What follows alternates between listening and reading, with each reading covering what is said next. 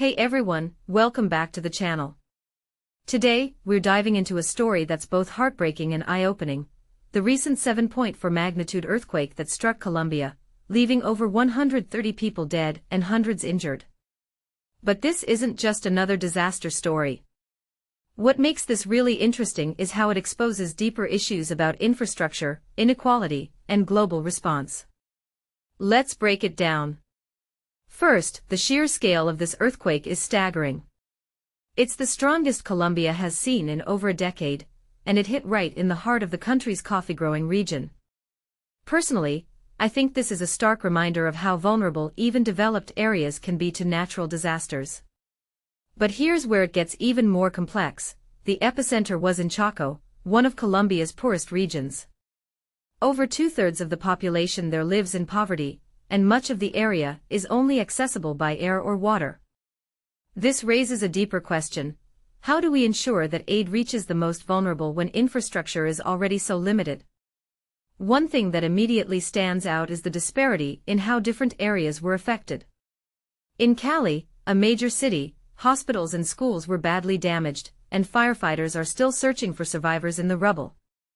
Meanwhile, in indigenous communities like the Huanon Reserve, people are sleeping outside because their homes are completely destroyed. Victor Chamapuro, a local leader, said they've received no help yet. This isn't just a tragedy, it's a wake-up call about how disasters amplify existing inequalities.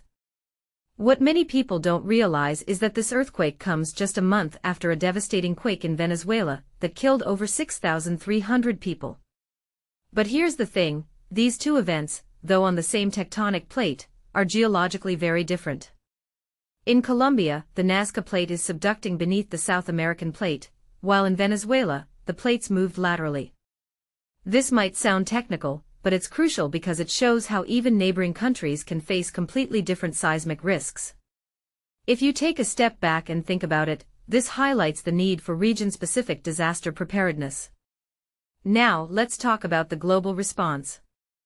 The EU has mobilized its satellite service, Copernicus, to aid rescue efforts, and the US has pledged $15.5 million in aid.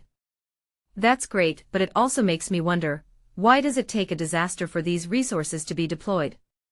From my perspective, this should be a call to action for more proactive investment in infrastructure and emergency systems, especially in vulnerable regions. A detail I find fascinating is how survivors described the experience. One person compared it to a scene from The Exorcist, while others said it felt like everything was going to collapse on top of them. These first-hand accounts really drive home the terror of living through something like this.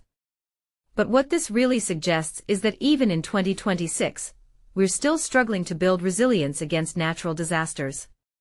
Finally, let's not forget the human stories behind the numbers.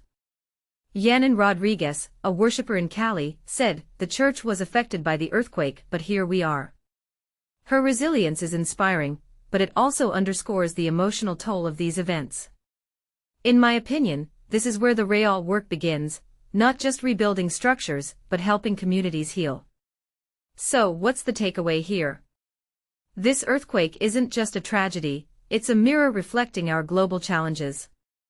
It's about inequality, preparedness, and humanity. Personally, I think we need to do more than just react to disasters. We need to anticipate them and invest in systems that protect everyone, not just those in developed areas. What do you think? Let me know in the comments below. And if you found this analysis insightful, don't forget to like, share, and subscribe for more deep dives into the stories that matter. Thanks for watching.